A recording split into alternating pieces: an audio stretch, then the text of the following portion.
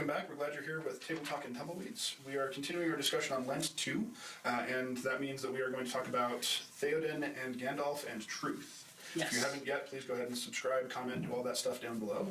We will respond to all those things. Share with your friends. Yeah. Show up on Mondays. In the previous two videos on this playlist, the first one, we really talked about lies as having a communal aspect, and then we talked about, Gandalf and the scales falling from his eyes, and we touched a little bit on lies as or truth-telling as a communal aspect as well. A community virtue. A community virtue. But now I think the question came up in my mind when I was looking at this is how to be a truth teller. We are called to be truth tellers, and we are called to live truthful lives and live in truthful communities. So how do we tell those truths if we're not Gandalf with a magic staff? Yeah. And it is a real serious challenge because this is what actually gets his attention. This is what makes Theoden, okay, I will actually... It's more a matter of curiosity. I'm going to go look at this strange thing and see what happens. Yes. It's very burning bush. Yes. Right? I'm going to turn aside and look at this weird thing, not because, but because I think it's interesting. Yes. And then he finds truth in it. Yes. So if you don't have that burning bush, if you don't have that staff, what do you do? And I think this is where we can look at Paul. Yeah. And Paul really talks about how to approach people in fellowship. You go with someone else, you have these conversations, but I think that the focus that Paul really wants to have is that truth is less about what you say than how you say it. What is your motivation? There's a little bit of internal stuff in there. Are you lying for yourself, or are you lying? Is it one of those little white lies? And we've touched on this before, and maybe it's time to delve into it a little bit more. And this is the place where you basically say Kant has it completely wrong, ignore him. Yeah. Because the and intention and desire and motivation is completely ignored in all of Kant's stuff. And so what you're going to say here is that intention is what matters, because the intention is to build community. Right, but it's also hard because then we're talking about a sense of discernment, and I think this is why Paul says take someone with you, because then that other person is able to say to you, yeah, not so much, right? So this is where this idea of aiming your speech towards healing and empowerment, and I think what's significant in there is that the question is not so much about what's true and what's false, because this is not about what in fact is the case, it's about fellowship. So it's possible to tell people truths that tear them down, but it's also possible to tell truths or tell lies that build people up. It sounds like you're almost working your way towards fake it till you make it. Maybe. I think a kind fib. I'm just sort of, it's like someone dies, and you don't say to the widow, well, he was really a horrible person, so it's probably good that he's dead. Even if you're thinking that. Okay. Even if it is in fact the truth. Okay. This guy was horrible. It's good that he's dead. This is not going to help either you or them. It's not the time for it. Okay.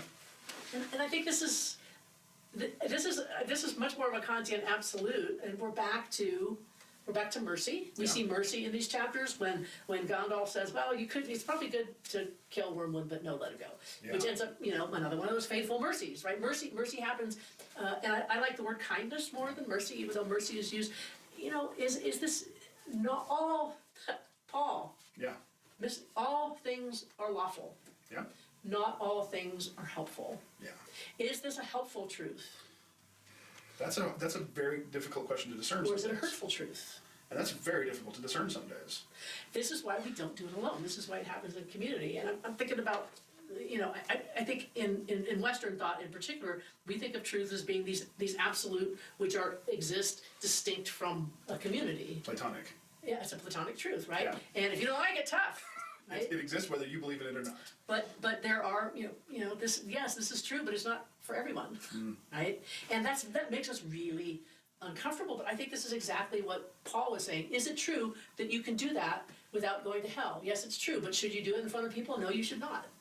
Because there is always for Paul this bigger idea of what is good for the community. The ever-widening community is his goal, right. And whatever will serve that ever-widening community is what's important. Not your own personal virtue of I'm such a truthful person. And we all know people that they're just really being jerks. I'm just telling the truth. I'm just Yeah. telling the truth. You can't handle the truth. It's like you're just being mean. The brutal honesty is much more interested in the brutality than the honesty. Yes, absolutely. And one gets the sense that some of the things that many of the things that Wormwood whispered into Theoden's ears were not completely false. Absolutely not. They were just manipulative. They were truths told for the purposes of manipulation. And we have, this, people in abusive relationships all the time get told all of these things, you're not good enough, you're not smart enough, you're not fast enough, and, you're never, And all those telling coupled it- with the statement of, you'll never find somebody else. you'll never find someone else. Or telling a kid, you're never going to play basketball, you're too short. Well, that may in fact be truth, that they are short, right? But encourage them, right? Yeah. So this is, again, relationship, how to, are you building up? Yeah. This is back to, and I'm gonna whip out my Bible here, my Bible Ephesians 6. passages, right? Each of you must put off falsehood and speak truthfully to your neighbors, for we are all members of one body, right? Do not let the sun go down, right? But they have this, do not let unwholesome talk come out of your mouths, but only what is helpful for building others up according to their needs, that it may benefit those who listen, right?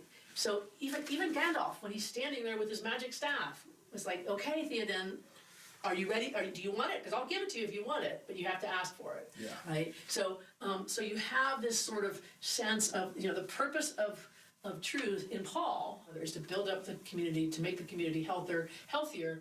It's not some sort of personal virtue, driving the truth down someone's throat in order to lord it over them. Once again, it's not about I, it's about we.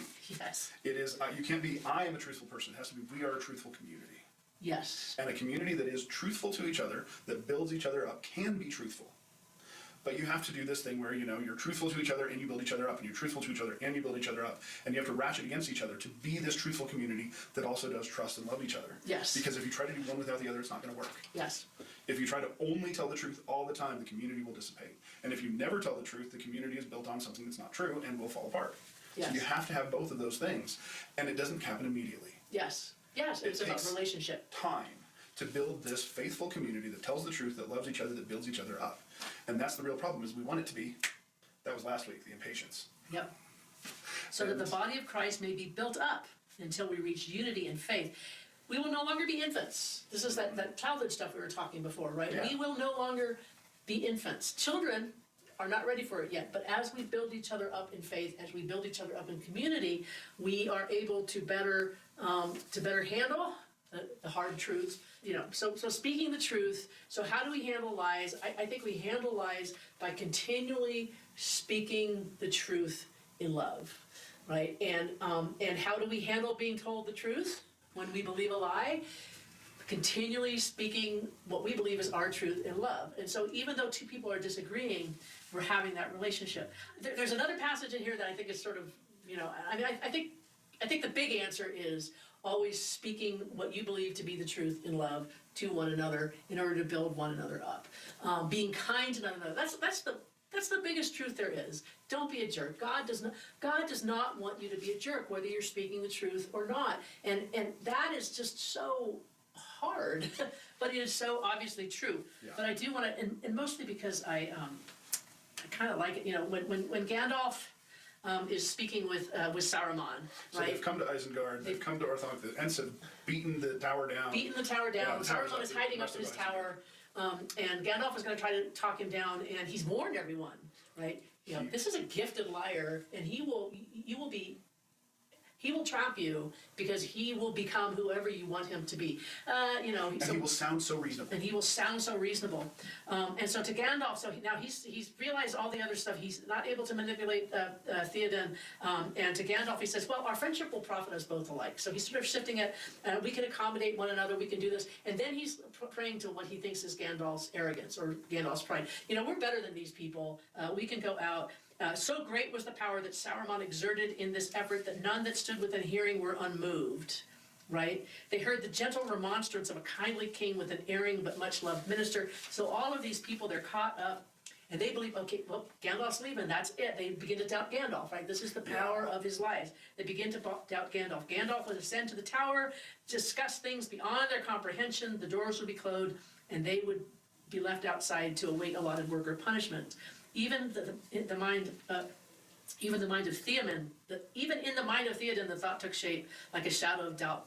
He will betray us. He will go. We shall be lost. Yeah. Then Gandalf laughed.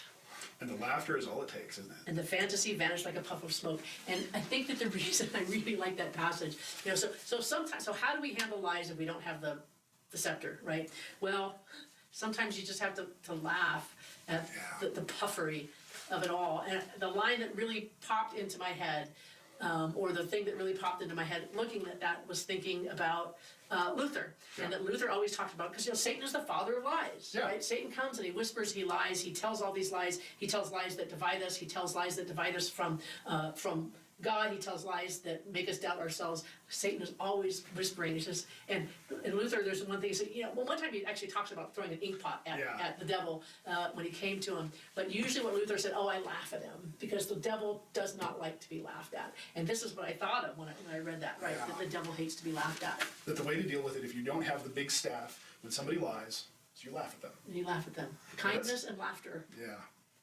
Those are the weapons against lies and violence, is kindness and laughter. Yes. That feels like a very strange thing, doesn't it? It does, and yet it feels true. And I think sometimes when I feel myself getting sucked into that despair, and that is the goal of all of these lies, is to suck us into despair, to believe that we can't do anything, and so that we don't do anything, to believe that we can't trust each other, so that we don't trust each other. And I feel myself getting drawn into that sometimes. The world is a terrible place, and for me, the antidote is children, right? You look at children, and it's like, the world is going to go on, for good or ill, the world is going to go on, but also just laughing sometimes at it, and just bringing that lightheartedness. Yeah. So, and maybe that is a place to end. I think it might be. Might be.